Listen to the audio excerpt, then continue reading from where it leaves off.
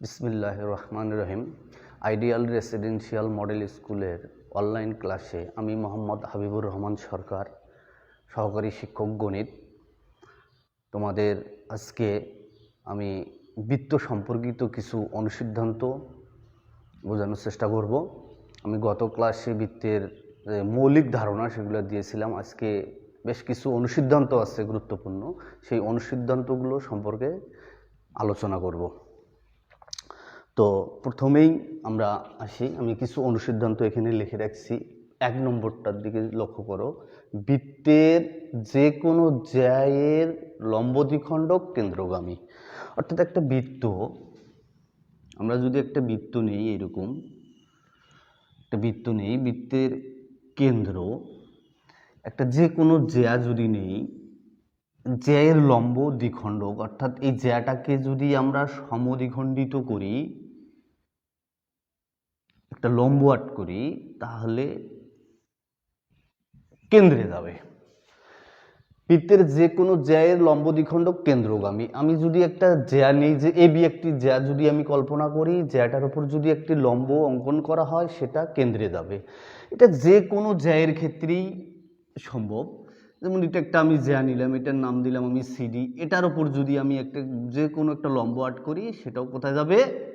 কেন্দ্রে যাবে। অর্থাৎ প্রত্যেকটা জ্যায়ের ওপর যদি আমরা লম্ব আট করি এবং সেই লম্বটা কোথায় যাবে? কেন্দ্রে যাবে। তো 1 নম্বর অনুসিদ্ধান্তটায় সেটাই বলা হয়েছে, বৃত্তের যে কোনো জ্যায়ের লম্ব দ্বিখণ্ডক কেন্দ্রগামী। আমরা যে কোনো জ্যা যদি নেই, জ্যাটাকে যদি আমি একটা লম্ব আট করি, তাহলে সেটা কেন্দ্রগামী হবে। প্রত্যেকটার ক্ষেত্রেই একইভাবে আমরা লম্বটা কেন্দ্রে যাবে। তো 1 নম্বরটা তাহলে কি বলতেছে? বৃত্তের যে কোনো জ্যায়ের লম্ব দ্বিখণ্ডক কেন্দ্রগামী। 2 নম্বরটা যদি আসি আমরা, যে কোনো সরলরেখা একটি বৃত্তকে 2 এর অধিক বিন্দুতে ছেদ করতে পারে না। তো আমরা একটা যদি বৃত্ত নেই, বৃত্তটাকে যে কোনো একটা বৃত্ত নেই, যে কোনো যদি একটা রেখা বৃত্তটার উপর স্থাপন করি, যে কোনো সরলরেখা একটি বৃত্তকে 2 এর অধিক বিন্দুতে ছেদ করতে পারে না। যদি আমরা এ বি একটি রেখা নেই একটা বৃত্তের উপরে, তাহলে দেখা যাবে কি 2 এর অধিক বিন্দুতে ছেদ করতে পারে না। যেমন সি এবং ডি বিন্দুতে কিন্তু ছেদ করছে, এর অধিক বিন্দুতে ছেদ করতে পারবে না। তো ওই জন্য বলা হয়েছে কি, যে কোনো সরলরেখা একটি বৃত্তকে 2 এর অধিক বিন্দুতে ছেদ করতে। আমরা যদি আরও একটি সরলরেখা এরকম করে বৃত্তটার উপর দিয়ে টানি, তা দেখা যাবে কি একটা সরলরেখা একটা বৃত্তকে 2 এর অধিক বিন্দুতে ছেদ করতে পারে না। তো 2 নম্বর অনুসিদ্ধান্তটা আমাদের সে কথায় বলা হয়েছে যে যে কোনো সরলরেখা একটি বৃত্তকে 2 এর অধিক বিন্দুতে ছেদ করতে পারে না। একটিও নয়, 2 এর অধিকও নয়, 2 এর যে কমও নয়, 2টি বিন্দুতেই ছেদ করতে পারবে। এখন যদি আমরা 3 নম্বর অনুসিদ্ধান্তটাতে আসি, তাহলে কি দেখা যাচ্ছে? বৃত্তের ব্যাসই বৃহত্তম জ্যা। বৃত্তের ব্যাসটা হচ্ছে কি বৃহত্তম জ্যা। আমরা এটা চিত্রের মাধ্যমে যদি এটা বুঝি, তাহলে সহজেই বোঝা যাবে। আমাদের একটা বৃত্ত নিলাম, বৃত্তর হচ্ছে কেন্দ্র যদি হয়, তাহলে ব্যাস কি? কেন্দ্রগামী। এটা একটা ব্যাস আর এটা একটা জ্যা, যেটার নাম দিলাম আমি এ বি, আর ব্যাসটার নাম দিলাম হচ্ছে সি ডি, কেন্দ্র হচ্ছে ও। তো সিডিটা হচ্ছে ব্যাস আর এ বিটা হচ্ছে কি? জ্যা। তো এখানে বলা হয়েছে কি বৃত্তের ব্যাসই বৃহত্তম জ্যা, তাহলে ব্যাসটা হচ্ছে বৃহত্তম জ্যা, সেটা আমাদের এখন দেখাইতে হবে। তো আমি এইখান থেকে কেন্দ্র থেকে যদি ও এ ও বি যোগ করে দেই, তাহলে দেখা যাচ্ছে কি এ ও বি একটি ত্রিভুজ অঙ্কিত হয়েছে। তা ত্রিভুজটা অঙ্কিত হয়েছে, আর এক্ষেত্রে কিন্তু দেখো, লক্ষ্য করে দেখো যে ও এ ও বি ও ডি ও সি প্রত্যেকেই কিন্তু বৃত্তের ব্যাসার্ধ। তো আমরা জানি বৃত্তের ব্যাসার্ধ সর্বদাই সমান। তো আমরা এই ত্রিভুজটার ক্ষেত্রে আমরা কি বলতে পারি? ত্রিভুজের যে কোনো 2 বাহুর সমষ্টি তৃতীয় বাহু অপেক্ষা বৃহত্তর। তাহলে তৃতীয় বাহু আমি এ বিটাকে কাউন্ট করতেছি, তাহলে কি হবে? ও এ plus O B greater than A B. তাহলে দেখো, ত্রিভুজের যে কোনো 2 বাহুর সমষ্টি তৃতীয় বাহু অপেক্ষা বৃহত্তর, কিন্তু এই ক্ষেত্রে আমি ও এর জায়গায় আমি ও সি লিখতে পারবো এবং ওবির জায়গায় কি লিখতে পাবো, ওডি গ্রেটার দেন এবি। তাহলে এই দুইটা, তাহলে প্রথমটা কি পাইলাম আমি, ওসি, দ্বিতীয়টা কি পাইলাম, ওডি। তাহলে এই দুইটা মিলিয়ে আমি কি লিখতে পারি, সিডি।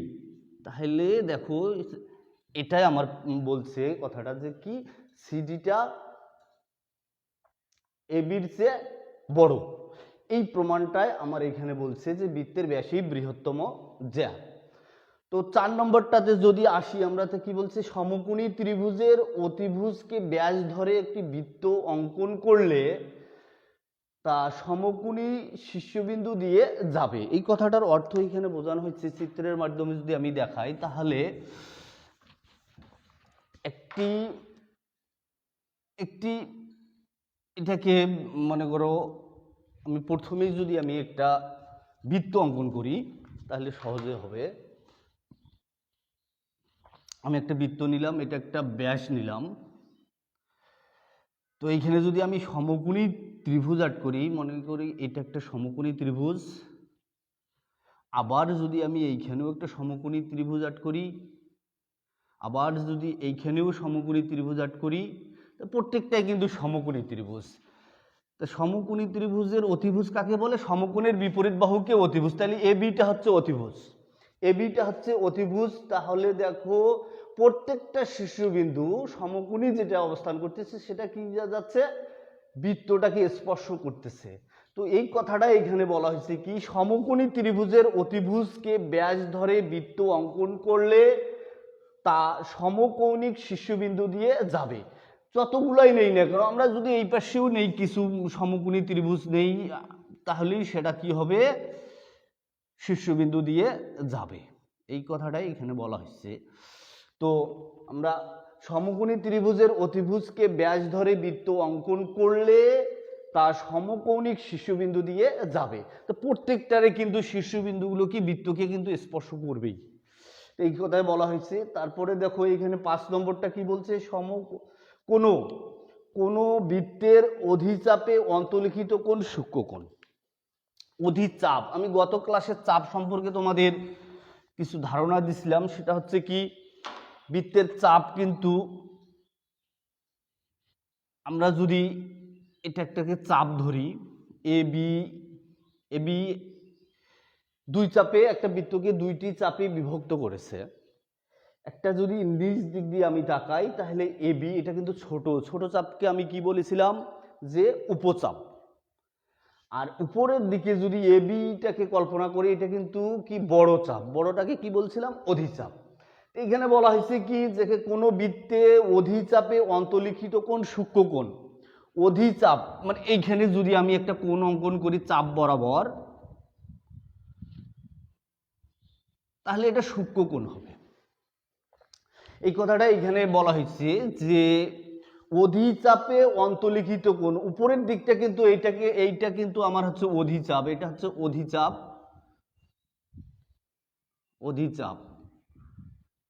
এটা হচ্ছে অধিচাপ। তো অধিচাপে অন্তর্লিখিত কোণ সূক্ষ্মকোণ সর্বদাই হবে, অধিচাপে অন্তর্লিখিত কোণ সূক্ষ্মকোণ। আরেকটা এর বিপরীত আছে, যদি উপচাপে অন্তর্লিখিত কিন্তু স্থূলকোণ, এটা হচ্ছে উপচাপ, আমার এটা হচ্ছে উপচাপ, এটার অন্তর্লিখিত কোণ, উপচাপে অন্তর্লিখিত কোণ যদি আমি একটা আঁকি তাহলে এটা অবশ্যই কি হবে, স্থূলকোণ হবে। মনে রাখবে এখানে কিন্তু একটা দেওয়া আছে, অধিচাপে অন্তর্লিখিত কোণ সূক্ষ্মকোণ। আবার বিপরীতভাবে যদি তুমি উপচাপের উপর কোনো কোণ নাও তাহলে সেটা অন্তর্লিখিত কোণটা হবে কি, স্থূলকোণ হবে। এই দুইটা বিপরীত ভালো করে মনে রাখতে হবে। এখন দেখো এখানে বলা হয়েছে 6 নম্বরটা কি বলা হয়েছে, বৃত্তে অন্তর্লিখিত চতুর্ভুজের একটি বাহুকে বর্ধিত করলে যে বহিস্থ কোণ উৎপন্ন হয় তা বিপরীত অন্তস্থ কোণের সমান। তো আমাদের লক্ষ্য রাখতে হবে যে একটা বৃত্তের ভেতরে অভ্যন্তরে যদি আমি একটা চতুর্ভুজ নেই, যে কোনো চতুর্ভুজ নিলে হবে, এটাও কিন্তু আমাদের চতুর্ভুজের মতো হয়ে গেছে। আমি যে কোনো একটা যদি এটার নাম দিই সি, এটাকে ডি দেই, যে কোনো একটি বাহুকে যদি বর্ধিত করি, মনে করো আমি এই বাহুটাকে বর্ধিত করলাম, ই করে দিলাম। তো এই কথাটার অর্থ কি বোঝানো হয়েছে, কোনো একটি বৃত্তের অভ্যন্তরে যদি আমরা একটা চতুর্ভুজ অঙ্কন করি, ওই চতুর্ভুজের যে কোনো একটি বাহুকে যদি বর্ধিত করা হয়, যে কোনো একটি বাহুকে যদি বর্ধিত করা হয়, যে বহিস্থ কোণ উৎপন্ন হবে, এটা বাহিরে কোণ, যে বহিস্থ কোণ উৎপন্ন হবে সেটা কি হবে? অন্তস্থ বিপরীত কোণের সমান। তো এই অন্তস্থ বিপরীত কোণ কোনটা? এটা, এই কোণটার সমান হবে। অন্তস্থ বিপরীত মানে এটার অন্তস্থ ভিতরের কোণ, এর বিপরীত কোণ কোনটা? বি কোণটা। এই কোণটা আর এই কোণটা সমান হবে, এই কথাটা এখানে বলা হচ্ছে। আবার দেখো এখানে কি বলছে, বৃত্তের অন্তর্লিখিত চতুর্ভুজের একটি বাহুকে বর্ধিত করলে যে বহিস্থ কোণ উৎপন্ন হয় তা বিপরীত অন্তস্থ কোণের সমান। এটা যে কোনো ক্ষেত্রে হতে পারে। আমি যদি এইটাকে এসিটাকে যদি বর্ধিত করে দেই, তাহলে এইখানে এফ দিলাম, এইখানে একটা যে কোণ উৎপন্ন হয়েছে, দেখো বহিস্থ বাহিরে যে কোণটা উৎপন্ন হয়েছে অন্তস্থ, এর বিপরীত কি? ডি কোণ। এই কোণটার সমান হবে, এই কোণটা আর এই কোণটা সমান হবে। এই কথাটা এখানে বলা হচ্ছে। বৃত্তে অন্তর্লিখিত চতুর্ভুজের একটি বাহুকে বর্ধিত করলে যে বহিস্থ কোণ উৎপন্ন হয় তা বিপরীত অন্তস্থ কোণের সমান। আমরা এবার 7 নম্বরে আসি। বৃত্তে অন্তর্লিখিত সামন্তরিক একটি আয়ত। তো বৃত্তে যদি আমরা সামন্তরিক অঙ্কন করতে যাই, সেটা সামন্তরিক আর থাকবে না, সেটা কি হয়ে যাবে? আয়ত হবে। সম্ভব হবে না সামন্তরিক আর্ট করা। তো আমরা একটা বৃত্ত নিলাম, বৃত্তের ভিতরে একটা কি নিব? একটা যদি আমি সামন্তরিক আঁকার চেষ্টাও যদি করি, সেটা কখনো সামন্তরিক হবে না, সেটা কি হবে? আয়ত হবে। এই কথাটা এখানে বলা হয়েছে, বৃত্তে অন্তর্লিখিত সামন্তরিক একটি আয়ত। বৃত্তে অন্তর্লিখিত সামন্তরিক একটি আয়ত। তো এখানে আমরা যদি সামন্তরিক আঁকার চেষ্টা করলো, সেটা আর সামন্তরিক হবে না, কিন্তু সেটা কি হবে? আয়ত হবে। তারপর 8 নম্বরে আসি, বৃত্তের কোনো বিন্দুতে একটি মাত্র স্পর্শক অঙ্কন করা যায়। আমি এই বৃত্তটাকে যদি আমি চিন্তা করি, একটা স্পর্শক যদি আমি আর্ট করি, এইখানে যে কোনো একদিকে একটা স্পর্শক যদি আর্ট করি, এটা একটা, এই বিন্দুতে আমি একটা স্পর্শক আর্ট করব, এখানে একটা স্পর্শক আর্ট করলাম। এই স্পর্শটা কি করবে? একের অধিক বিন্দুতে ছেদ করতে পারবে না।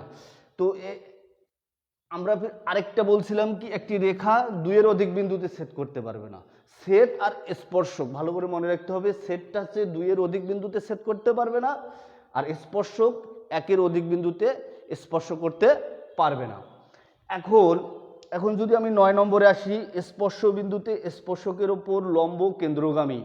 আমি যদি এইখানে এটাকে কেন্দ্র ধরি, এটা ও বিন্দুটা হচ্ছে কেন্দ্র ধরলাম আমি, এই বিন্দুটার স্পর্শ থেকে যদি আমি একটা লম্ব আর্ট করি, আমরা যেভাবে ন্যাচারালভাবে লম্ব আর্ট করি, এইভাবে যদি লম্ব আর্ট করি, তো সেটা কেন্দ্রগামী হবে, সেটা কেন্দ্রগামী হবে।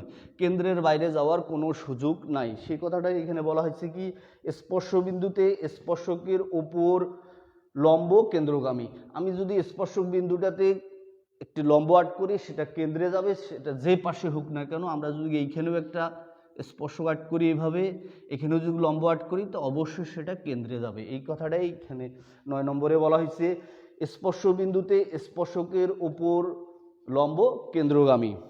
এছাড়াও আমি আর দুইটা জিনিস আমি একটু আলোচনা করব, সেটা হচ্ছে একটি বৃত্তের অভ্যন্তরে যদি একটা বৃত্ত অঙ্কন করা যায়, একটা বৃত্তের অভ্যন্তরে আরেকটা বৃত্ত যদি অঙ্কন করা যায়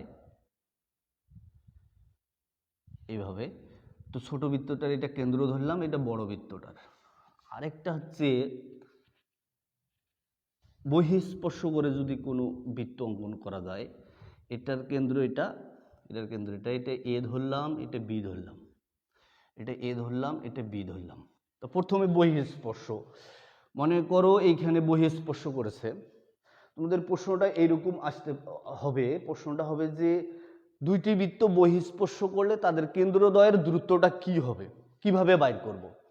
তো দুইটি বৃত্ত যদি বহিঃস্পর্শ করে, তাদের কেন্দ্রদ্বয়ের দূরত্ব হবে কি, ব্যাসার্ধদ্বয়ের সমষ্টির সমান।